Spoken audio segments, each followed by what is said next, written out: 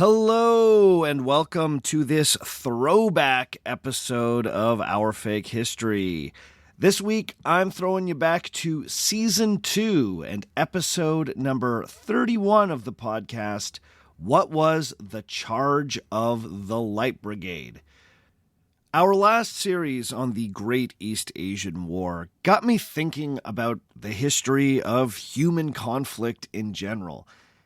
Now, if you listen to that series on the Great East Asian War, then you know that conflict was filled with disastrous military blunders. Now, when you learn about a military blunder, it's very easy to look on from a distance and think, well, I could have done that better. I would not have made that disastrous decision. There's a little bit of schadenfreude from the reader of history. You almost want to laugh at the terrible decisions made by these inept leaders. But it's important to remember that history isn't just a movie or a funny story that we're hearing. These terrible decisions actually led to real people dying. And as much as it might be fun to scoff at a bad leader, we need to remember that human lives were at stake. So I thought I would take you back to one of the best remembered military blunders in Western history, the infamous Charge of the Light Brigade. This was a disastrous British cavalry charge that took place at the Battle of Balaclava during the Crimean War of the 1850s. This embarrassing and tragic military blunder was then transformed into a story about the sacrifice of the common soldier by the British poet Alfred Lord Tennyson. Now, obviously, the Crimean War and the Great East Asian War of the late 16th century are incredibly different conflicts. However, both wars were punctuated by bumbling aristocrats throwing away lives and resources because of their own incompetence. In both cases, the stories would be funny if they weren't so tragic. I also wanted to take you back to the Crimean War and the 1850s because it segues nicely into our next episode. We are going to be returning to Victorian Britain to explore one of the weirder aspects of that time and place. So you can look forward to that. All right, let's get into episode number 31. What was the Charge of the Light Brigade? Enjoy.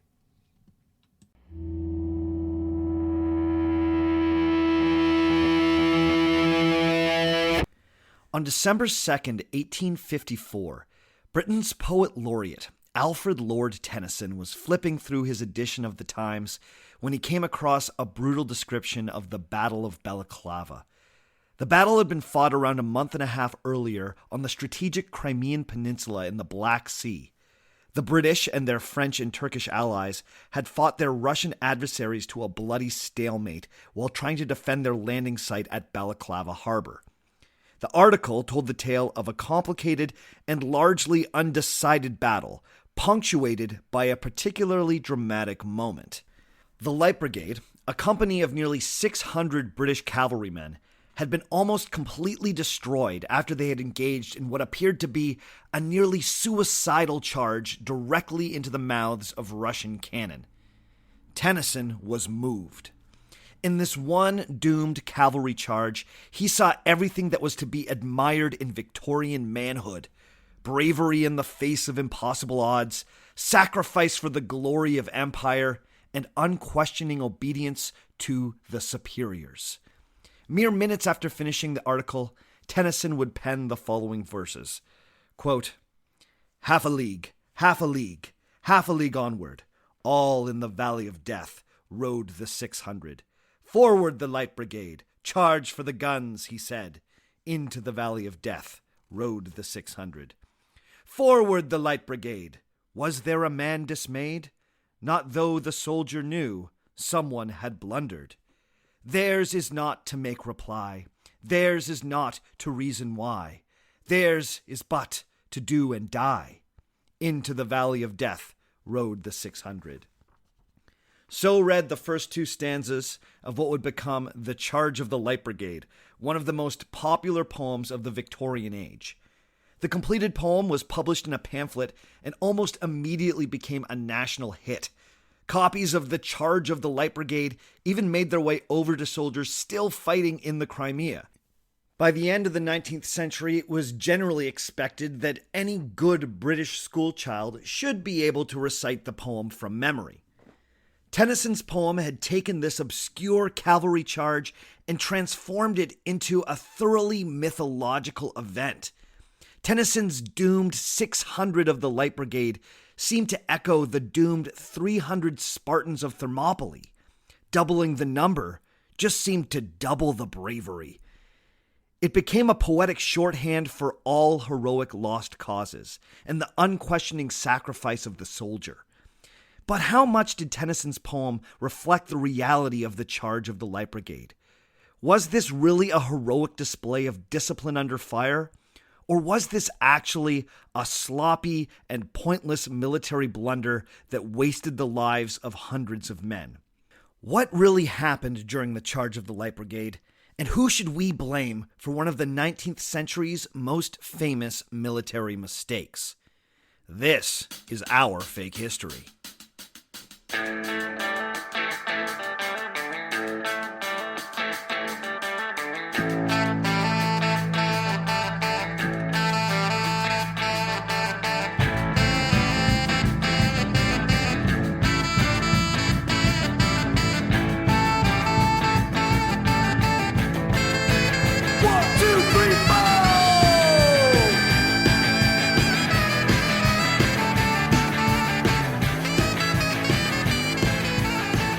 Episode number 31.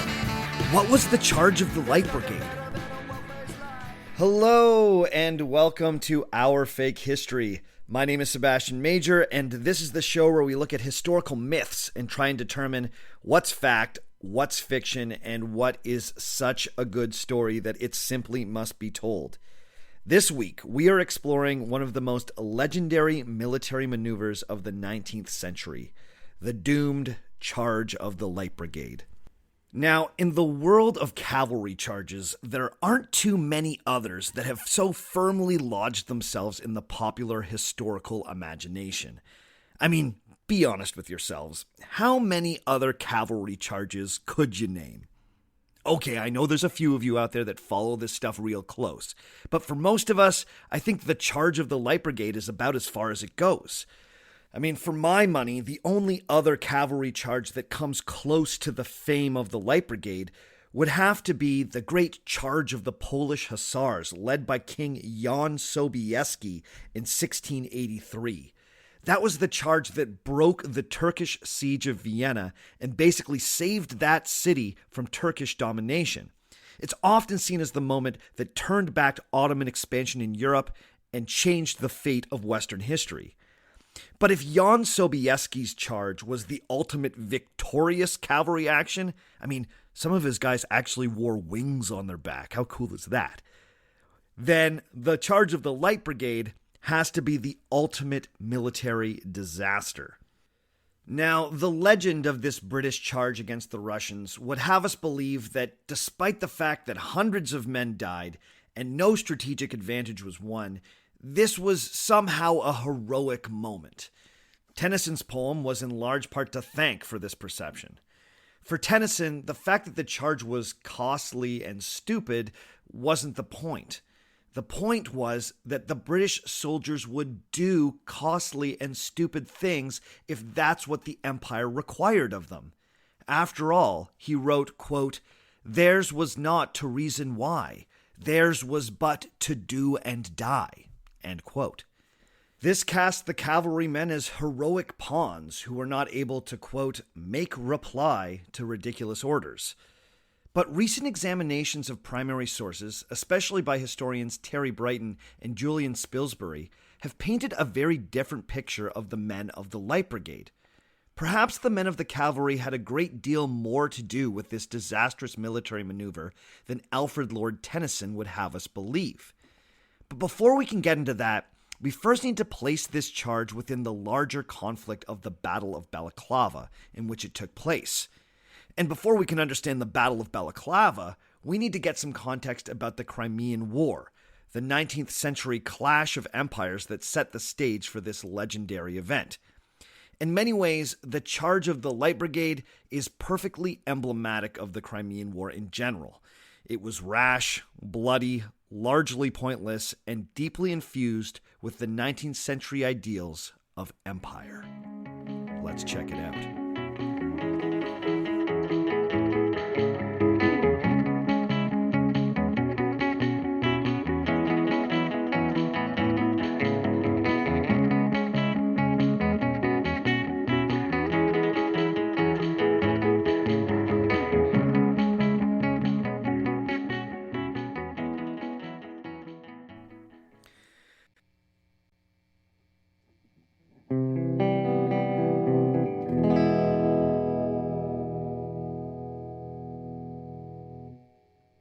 So what was the Crimean War? Well, like many wars, the causes were relatively simple, but the pretext was pretty complex. The conflict broke out in 1853, making it the largest European war to erupt since the defeat of Napoleon. It all centered around the declining empire of the Ottoman Turks. By the mid-19th century, the once mighty Ottoman Empire was not what it used to be. In the 1820s, many of the independence movements in Greece, Egypt, Syria, and many of the Balkan territories had considerably diminished Turkish territory, and suggested to many that it would not be long before the entire Ottoman Empire completely disintegrated. This was certainly not lost on the Tsar of Russia, who saw this as a golden opportunity for his own imperial ambitions. The Tsar at the time was a man named Nicholas I, the great-grandfather of our podcast favorite, Nicholas II. In 1853, the Tsar would describe the Turkish Empire to a British ambassador in the following terms. Quote, "We have on our hands a sick man, a very sick man. It would be a great misfortune if one of these days he should slip away from us, especially before the necessary arrangements have been made." End quote. This exchange would later be elaborated on in the British papers, and Turkey would be labeled the, quote, sick man of Europe. All of the major European powers were worried about their rivals potentially getting an edge on them by claiming Turkish territory for their own. Russia dreamed of having a Mediterranean port to gain better access to the markets there and exert their influence in a new geographic region. If the Russians could take Constantinople, today's Istanbul, they would have an amazing strategic base in the Mediterranean. This was completely unacceptable to the French, who are currently the dominant naval power in the Mediterranean region. A Russian presence could potentially disrupt their North African empire. For the British, their main concern was, of course, India. Russian meddling near Egypt could potentially disrupt their incredibly lucrative trade routes with the subcontinent. Basically, none of the great powers could stomach one of their rivals gobbling up Turkey and getting an edge on them. So the cause of the war was good old-fashioned imperial ambition, or the need to check the ambitions of your imperial rivals. But the actual pretext for the war was far more convoluted. You see, the Tsar of Russia liked to promote himself as the protector of the world's Orthodox Christians. Meanwhile, the leader of France, a nephew of the late great Napoleon Bonaparte, who dubbed himself Napoleon III, had started promoting himself as the heir to the great Crusader kings and the protector of all the Catholics in the Holy Land. In 1853, a riot broke out in Jerusalem between Catholic and Orthodox monks around access to the Church of the Holy Sepulchre. In the end, a number of Orthodox Christians were left dead, and the Tsar was looking for answers. You see, this was exactly the pretext that Nicholas I needed. He claimed that the Turkish police had not done enough to protect the Orthodox pilgrims, and so now it was up to him and the Russian army to occupy Turkey and clean house. Turkey became very wary of this and went to Britain and France asking for protection should the Russians invade. In October of 1853, the Russians massed forces along the Danube, threatening the Turkish border. The Turks responded by declaring war on Russia, and the conflict had officially begun. Now, the British and the French didn't jump in right away, as they were hoping that the Turks might be able to hold off the Tsar on their own. But after a catastrophic Turkish naval defeat on November 30th that the British and French denounced as a massacre, their involvement was all but guaranteed. By March, the press in Great Britain had become completely gripped by war fever. The Tsar was being depicted as a scheming warmonger in political cartoons, and British pride would have nothing less than a decisive victory against the Russians. The French would declare war on Russia on March 26, 1854, and the British would follow suit a day later. So I suppose you're asking, why do we bother calling this conflict the Crimean War? Well, that's because most of the war's action was destined to take place on the Crimean Peninsula. This is the protrusion on the north coast of the Black Sea that contains the important port city of Sevastopol. Now, as many of you know, that little peninsula has been in the news again in recent years.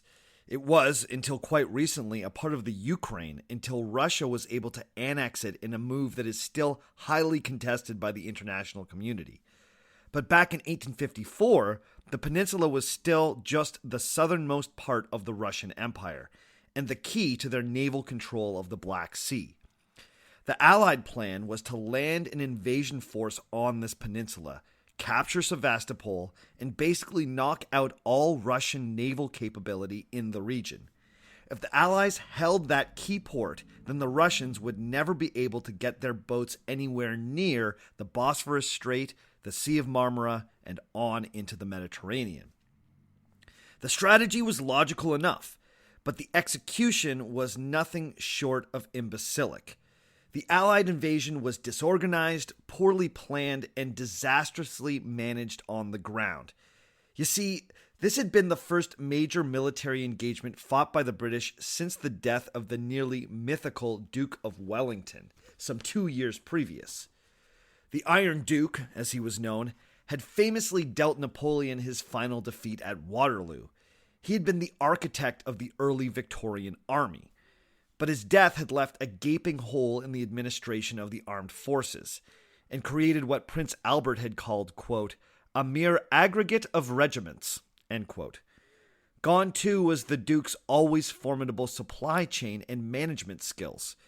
The result were boats turning up with dead horses, supplies being dropped at the wrong spots, hygiene deteriorating in the camps, and in some cases, British soldiers starving to death while huge supplies of food rotted on beaches mere miles away.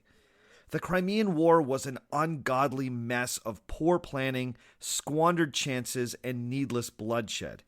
It was the prototypical stupid war, fought for obscure strategic regions and managed terribly on the ground. It reminds one of Vietnam, Iraq, the Falklands, and a million other misguided conflicts. So it's in this context that we get the doomed cavalry action that was the charge of the Light Brigade. So what actually happened that fateful day in 1854? Well, before we can get to that, we first need to introduce our cast of characters. And believe me, these guys are colorful.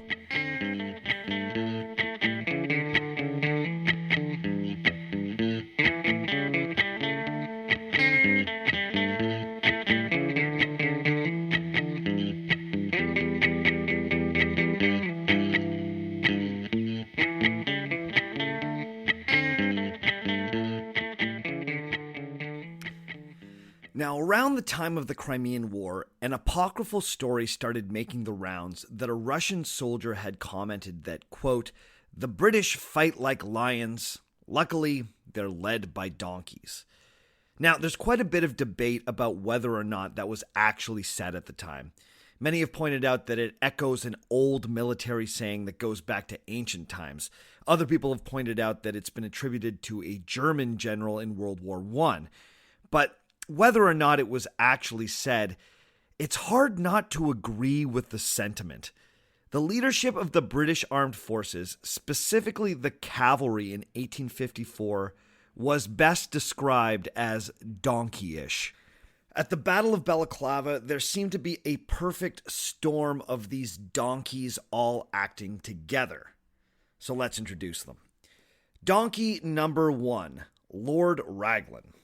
The commander-in-chief of the British forces in the Crimea was the first Baron of Raglan Fitzroy Somerset, but to us he'll just be Lord Raglan.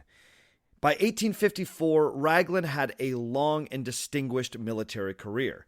He had served as the Duke of Wellington's military secretary throughout the Napoleonic Wars. During the battles with Napoleon, Raglan had distinguished himself for bravery and even lost his right arm to a French gun during the Battle of Waterloo. But despite this, he had always been the doting second banana to the visionary Lord Wellington. When the Duke passed away 2 years before the Crimean War, he left an awfully big pair of wellies to fill. Raglan was the obvious choice as a successor, but he was not nearly the general that his mentor had been. He had a reputation for good-hearted honesty. The Duke of Wellington had even once commented that he, quote, wouldn't tell a lie to save his life, end quote. But by the time the Crimean War rolled around, whatever talents Raglan once had completely faded. In fact, at the age of 65, he had never once led men in the field himself. Even worse, his eyesight was deteriorating, so it was often difficult for him to see what was going on the battlefield. Raglan's incompetence would eventually become legendary, and he would be blamed for the mismanagement of the entire conflict. There's even a story that Raglan, being a veteran of the Napoleonic Wars, was constantly confusing his allies and enemies. For him, the French were the enemy. Let's sally forth and get the French, boys. But of course, in the Crimean War, the French and the British were allies, and the Russians were the enemy. Now, this story probably isn't true. It was originally told to me by a history professor of mine back in my second year of university, and since then I have not been able to track down a reputable source that includes it. But whether or not that little detail is true, the one thing that all historians seem to agree on was that Raglan was a very poor general. He issued confusing, often vague orders and failed to capitalize on golden battlefield opportunities. Now let's move to donkey number 2, Lord Lucan. George Bingham, the 5th Earl of Lucan, or just Lord Lucan to us, was 54 years old when he shipped out to the Crimea. He was the commander of the 17th Lancers, one of the most distinguished cavalry regiments in the British Army until 1837, before being named the commander of the entire cavalry division at the start of the Crimean War. Now, this impressive rank might seem to suggest that he had had a long and illustrious military career, but that was completely not the case with Lord Lucan. You see, at the time, the British Army allowed landed aristocrats to purchase army commands. You would still have to rise through the ranks. You couldn't just jump directly to the rank of major or lieutenant colonel. However, particularly canny gentlemen knew exactly how to game the system to get to the highest rank the quickest without ever having to engage in the nasty business of going to war. Lucan was not only very rich, but he was also a master of this game. Basically, you would buy a rank and then immediately go on half pay or part-time service, so you wouldn't be shipped out if your regiment, say, got shipped to India. As soon as a higher position in a better regiment opened up, you would simply buy that rank, go on half pay, and repeat the process. By doing this, Lucan found himself in command of a very impressive regiment without having ever commanded men on the battlefield. The cavalry was particularly rife with this type of pay-to-play activity. The aristocrats seemed to be attracted to the prestige of the cavalry. They liked their role in the official parades, and let's not forget the fact that you get to ride a horsey. When he became the commander of the 17th Lancers, Lucan was able to pass over more qualified men, some of whom had actually fought against Napoleon, simply because he was the highest bidder. Now, this seems bananas, but historian Terry Brighton explains the logic of this system. He tells us, quote, If the upper class commanded the army, then the army could not become a threat to the upper class. The French Revolution had succeeded, at least partly, because it had gained the support of middle-class army officers, men who had risen to their positions on merit. English aristocrats were not about to let that situation develop in their own land. End quote. And herein lies the great Achilles heel of the British in the Crimean War. Effectiveness was sacrificed to protect the status quo of the class system. But even amongst the many talentless rich who occupied the top spots of the cavalry, Lucan was particularly disliked. He spent a great deal of his own money bedecking his soldiers with lavish uniforms, earning his regiment the name of Bingham's Dandies. But if he ever caught one of his men with any piece of the uniform out of order, he had them publicly flogged. In fact, he quickly gained a reputation for leveling severe and violent punishments for the tiniest infractions. His cruel treatment of tenant farmers on his estates in Ireland during the potato famine quickly got him labeled the most hated man on the island. Even amongst other aristocrats who had no love for Irish peasants, he had a reputation for being especially brutal and heartless. He was also a mean and abusive husband, which helped him earn the loathing of his brother-in-law. Their ongoing feud was so nasty and disruptive that the Duke of Wellington himself had once tried to intervene to bring the two men together. After failing miserably at this task, the Duke apparently quipped that it was easier to win the Battle of Waterloo than to get these two to drop their feud. Interestingly enough, Lord Lucan's hated brother-in-law, Lord Cardigan, is the third donkey in our story. So let's take a look at him. Donkey number 3 is James Brundell, the 7th Earl of Cardigan, brother-in-law of Lord Lucan and commander of, you guessed it, the Light Brigade. Now, before you ask, no, he did not invent the cardigan as is sometimes claimed. But yes, the cardigan sweater is named after him. Apparently, early cardigans looked like the sweaters worn by cavalry officers. Well, Lord Cardigan was the most famous, or perhaps infamous, cavalry commander of his day, so his name got associated with the sweater. Now, Lord Cardigan is such a larger-than-life character that it's hard to believe that he ever actually existed. He is like the cartoon version of the pompous 19th century British aristocrat. He was vain, petty, arrogant, and seemed to take particular delight in humiliating his underlings. Much like his brother-in-law, he had risen to his position by using the same trick of purchases and half-pay until he found himself at the head of a company of hussars. And also, Lord Cardigan had the ultimate 19th century facial hair. Go to the Facebook page, go to the website, look at the picture I've got posted of this guy. He's ridiculous. Now, Lord Cardigan had always had a reputation for being stupid and mean. Apparently, as a child, he fell from his horse and sustained a nasty head injury. His family apparently thought that he was never fully right after that accident.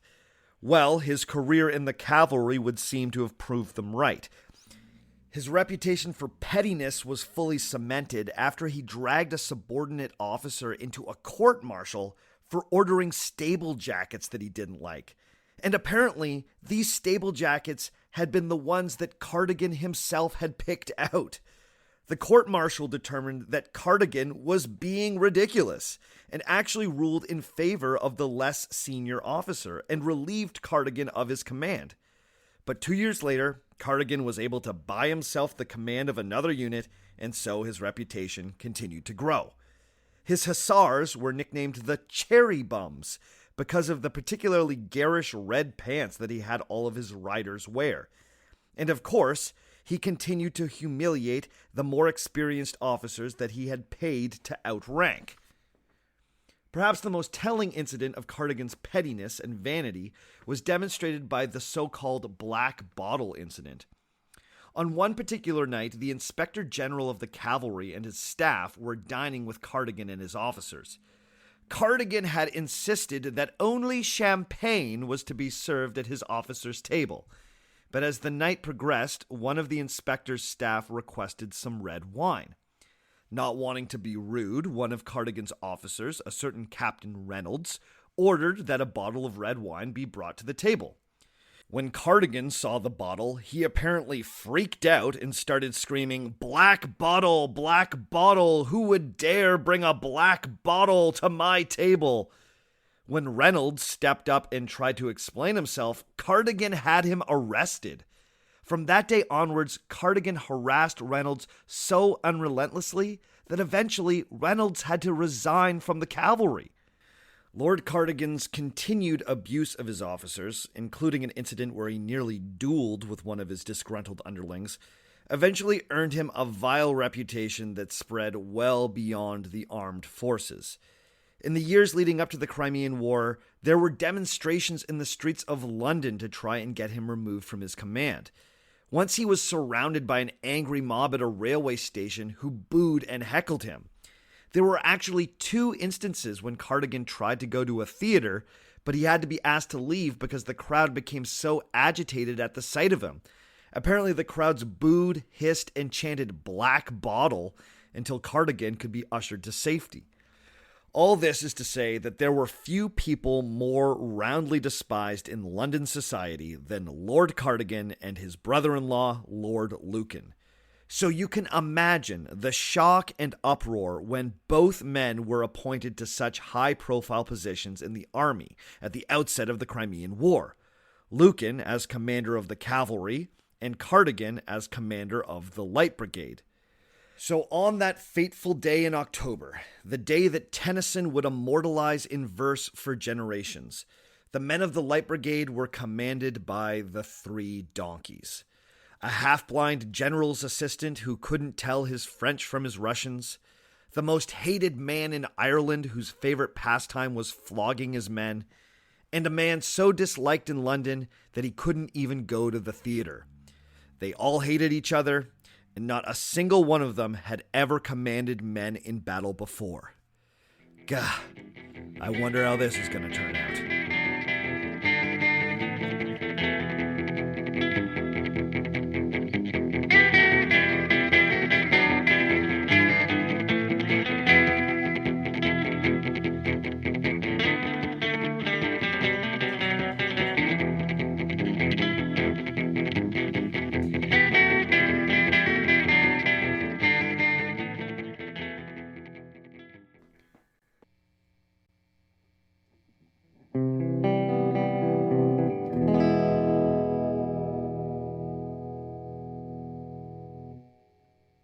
The Battle of Balaclava was fought on October 25th, 1854, and was the second major battle fought in the Crimea during the conflict. The British had scored an early victory against the Russians at the Battle of Alma and had established a foothold on the Crimean Peninsula. The next step was to lay siege to the port city of Sevastopol, which had remained the main strategic objective of the Allied forces. The Battle of Balaclava was basically the Russian attempt to break the siege and relieve those weathering the storm in the city. Now, to get the full understanding of this event, I'm going to need to describe the geography of the battleground. If you're having a hard time visualizing what I'm saying, then head to the website or the Facebook page for this episode. I'll have a map posted there, and hopefully that'll help. The battlefield was basically a series of hills and valleys, which makes it kind of complicated. So let's start by imagining a huge valley surrounded on all sides by hills. The hills on the southwest side of the valley were where the British set up. These were the so-called Sapune Heights. At the other end of the valley, the northeast side, there was another set of hills. These were called the Fidukian Heights, where the Russians set up. Simple enough. Now imagine this. In the middle of the valley, there was another ridge of hills that ran between the British and the Russian positions. These were called the Causeway Heights. At the beginning of the battle, the Turks had set themselves up in small makeshift forts in that position. So the result was a big valley divided into 2 smaller valleys by the Causeway Heights. Got it? If not, check the map. The Russians started the battle by having their Cossack cavalry charge the Turkish positions on the Causeway Heights. The Turks hadn't really prepared their forts very well, and they were very quickly overrun. As the Turks fled from the forts, the Cossacks mercilessly chased them down and sliced them to pieces. Watching all of this from their perch at the Sapune Heights was the Light Brigade, and apparently the men started getting antsy. They wanted to chase after the Cossacks because their killing of fleeing men apparently offended British notions of fair play. "I say, not very sporting to kill a man as he runs." But Lord Raglan issued no orders, and so all of the British forces simply looked on as this happened. So now the Russians controlled the Fiducian Heights, the Causeway Heights, and they had captured a bunch of British cannon that had been left behind by the fleeing Turkish soldiers. Not a very good start for the Brits. But then the Russians overplayed their hand a little bit. Their next move was to send the cavalry after one of the British encampments, a somewhat pointless goal as there was no one in it at the time. However, while charging towards the camps, an entire company of Southern Highlanders infantry popped out from behind a hill and lined up in a straight line. This little infantry action would become known as a thing of legend. It would forever be remembered as the Thin Red Line. This would become a slang term used for the British Army in general for long after. Basically, horses love charging thin lines of men, but they don't like charging deep squares of men. So the Thin Red Line looked pretty vulnerable to the Russians. But what the Russians didn't know was that the Brits had a secret weapon, the Enfield rifled musket, a gun that was considerably more powerful and more accurate than any other that had been on the battlefield to date. With one mighty volley, the Thin Red Line was able to kill enough horsemen that the Russian commanders halted their charge and started to retreat. Now, this little moment may not seem like a big deal, but the Thin Red Line kind of illustrates what was going on with the British Army at this time. You see, they had the most powerful army in the world. They were the best equipped, they had the best weapons, and in many ways, they were the best trained. They were just so poorly led. The leadership just didn't know the weapons they had in their hand. The entire British force was kind of like an Enfield rifle, powerful, accurate, but it was in the hands of men who simply did not know how to use it. As the Russian cavalry retreated, Lord Raglan eventually got an order to the heavy brigade of the cavalry to charge these fleeing Cossacks. This first charge didn't actually achieve too much, but it did set the stage for what was about to occur. After the charge of the heavy brigade, the Russian cavalry retreated behind a battery of cannon on the far end of the valley between the Fiducian Heights and the Causeway Heights. Now, this is where things get a bit dicey, and there's some disagreement between historians on these facts, so keep that in mind. It's the contention of some historians that the men of the Light Brigade were getting anxious, and many were eager to charge into battle. They had been kept out of the fight so far, and they had to watch the Cossacks cut down their Turkish allies and steal their cannon. They also had to sit immobile while the Heavy Brigade got to chase after them. Many of the accounts of the surviving members of the Light Brigade suggest that the riders were chomping at the bit to charge. They also had decided on a target, the Cossacks. Even though they were in the best defended position possible, the Light Brigade wanted revenge on those horsemen. All they needed was an excuse. This is when Lord Raglan issued his famously vague order. It read, "Lord Raglan wishes the cavalry to advance rapidly to the front, follow the enemy, and try to prevent the enemy carrying away the guns. Troop horse artillery may accompany. French cavalry is on your left. Our airy, immediate." Now, the problem with this order was that it was completely unclear which guns Raglan was referring to. Did he mean for the Light Brigade to head up to the Causeway Ridge and retake the guns that had been taken from them in the first place? Or was he referring to the well-defended battery of cannon where the Cossacks were hiding at the far end of the valley? Now, the common assumption about this event is that even though this order was completely unclear, the commanders on the ground were bound to it because questioning this order would be an act of insubordination. But that is just not true. It wasn't considered insubordination for a regiment commander to seek clarification or completely disregard an order if the realities on the ground had changed since that order was issued. Since all the orders had to be delivered by hand on slips of paper, a lot could change by the time an order was delivered. In fact, during the Battle of Balaclava, both Lord Lucan and Lord Cardigan had disregarded a number of orders that had come from Raglan, as they seemed out of touch with their present reality. They had every reason to seek clarification, but they didn't. Lord Lucan was first delivered the order, and then he carried it to his hated brother-in-law. Historian Terry Brighton tells us that their conversation went a little something like this. Lucan: Lord Cardigan, you are to advance down the valley with the light brigade. I will follow in support with the heavy brigade. Cardigan: Certainly, sir, but allow me to point out to you that the Russians have a battery in the valley on our front and batteries of riflemen on both sides. Lucan: I know it, but Lord Raglan will have it. We have no choice but to obey. End quote. But here's the thing. They did have a choice. As Lord Cardigan pointed out in that quote, this charge was obviously suicidal. They would be charging through the valley between the Causeway Heights and the Fiducian Heights, upon both of which were stationed Russian cannon.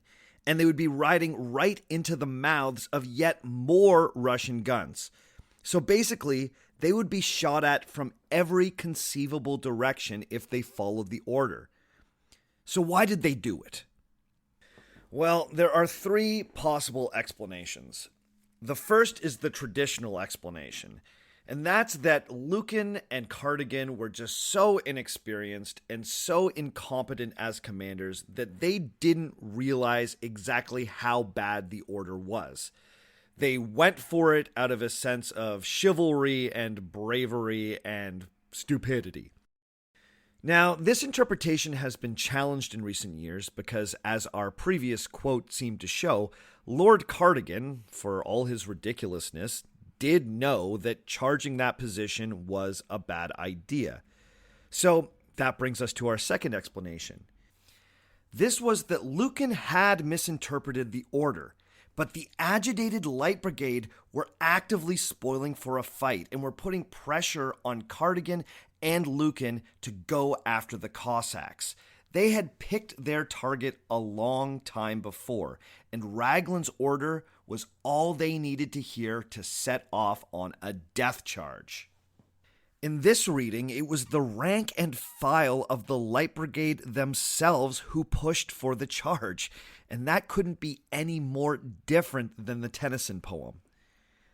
The third explanation, and I kind of love this one, is that Lucan purposefully misread the order so he could send Cardigan to his death.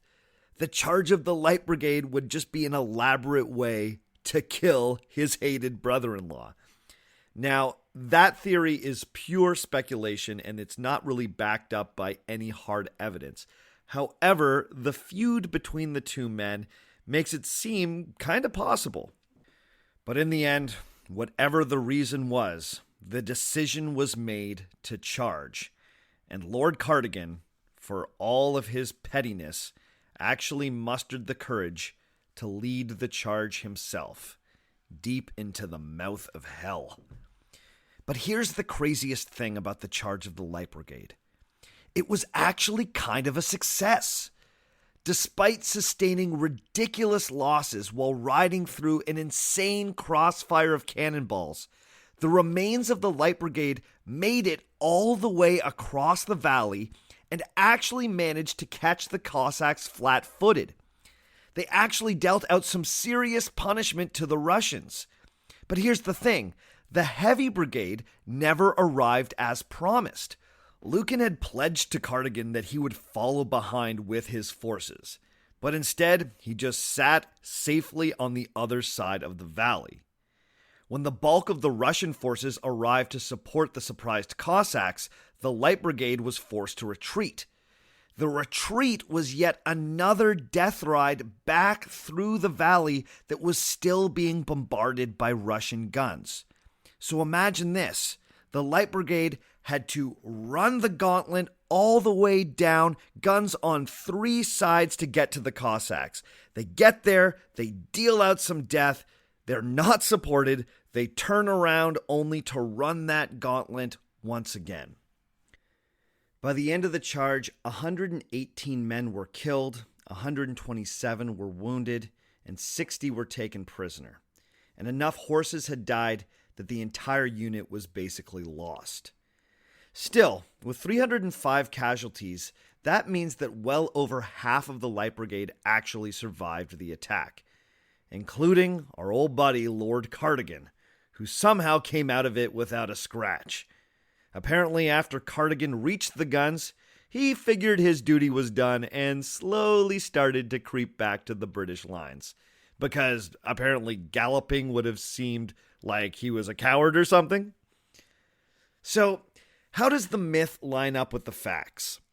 The myth tells us that the men were but noble pawns. The facts tell us that they were rowdy actors who may have influenced the decision to charge. The myth tells us that it happened because men followed orders without question. The facts tell us that orders were disregarded all the time, and this particular one really should have been. They only charged because either the men were restless, Lucan wanted Cardigan dead, or neither of the commanders wanted the trouble of clarifying an order.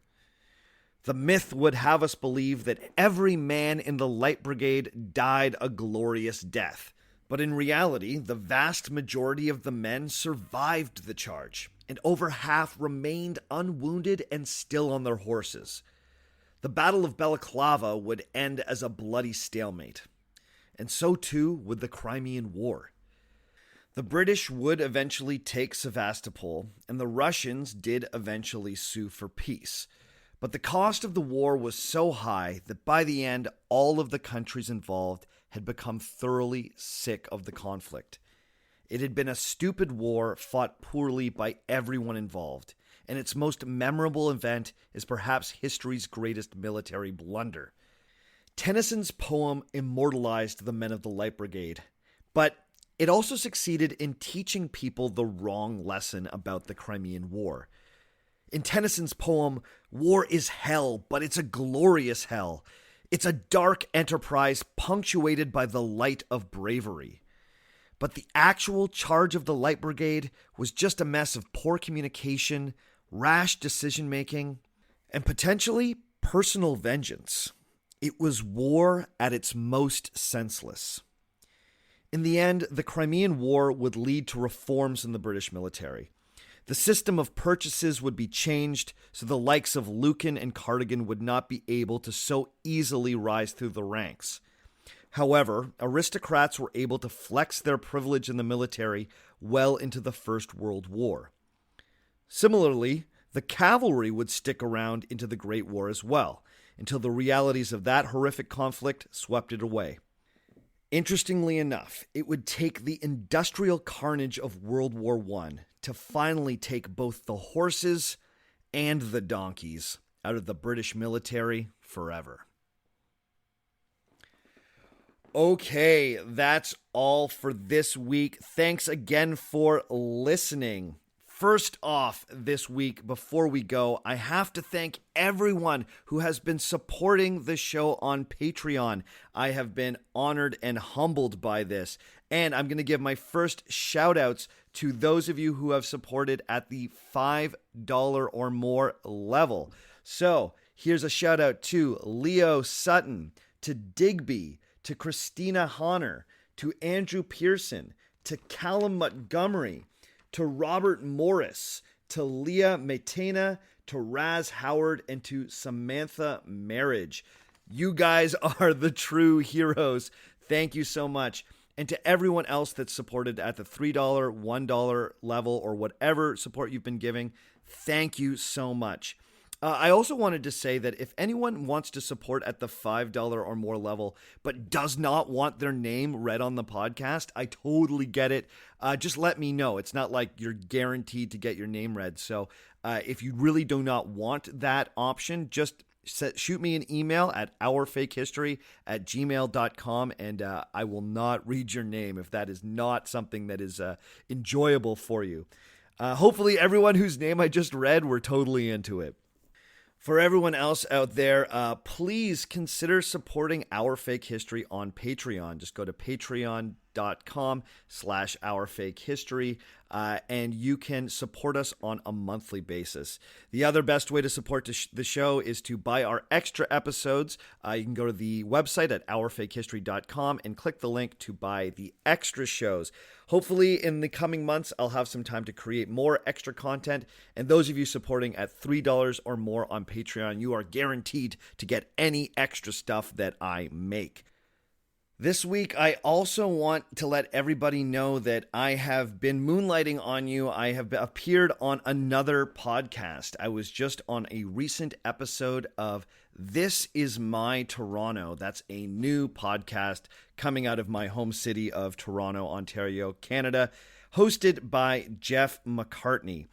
What Jeff is doing is he is interviewing musicians, entrepreneurs, and historians from around the city of Toronto. So I sat down with him. We had a great conversation. If you want to hear me ramble on about history, about my thoughts on Dan Carlin, about my how I pick topics, if you just want to know more about me and about the show, go and check out This Is My Toronto. You can find it on iTunes, Stitcher, or any other podcast app. Jeff was a very gracious host and really made me feel welcome on his show. So I really encourage you to give it a shot. In the meantime, if you want to get in touch with me, you can shoot me an email at ourfakehistory@gmail.com. You can follow along on Twitter at ourfakehistory, or you can go to the Facebook page. Go to Facebook/ourfakehistory. I'm going to have maps up. I'm going to have some pictures up of Lord Cardigan this week, so check it out. It has been quite a week. I know that the podcast was a little late, and I apologize for that. I don't like doing that. But, world events have been bananas. And I guess all I have to say about that is that I love each and every one of you. And all I want to do is just put more love and good things out into the world. So if this podcast is a good thing in your life, then that makes me greatly happy. And all I want is just for more positivity. Okay, as always, the theme music comes to us from Dirty Church. You can check out Dirty Church at dirtychurch.bandcamp.com. And all the other music you heard on the show today was written and recorded by me. My name is Sebastian Major, and just remember, just because it didn't happen doesn't mean it isn't real.